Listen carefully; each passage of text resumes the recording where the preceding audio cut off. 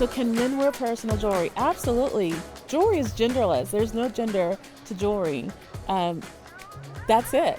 Yeah, absolutely. Men can wear personal jewelry.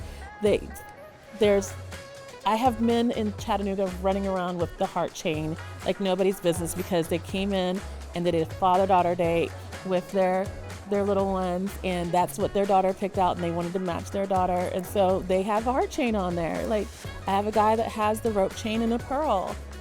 Absolutely. I had another gentleman come in recently. He has a stack. He wanted a stack of silver, and we did it. We did like every single one of our silver chains, and he has a stack on. Absolutely, men can do personal jewelry. There's no gender. Absolutely.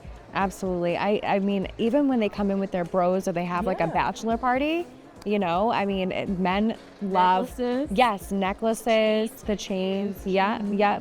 And I personally get thicker chains, especially for men, because some men do like to have a little bit of a thicker chain, you know, but they love the bro code when it comes to permanent jewelry. We do a lot of Figaro, curb, and paper clip on men. Yeah.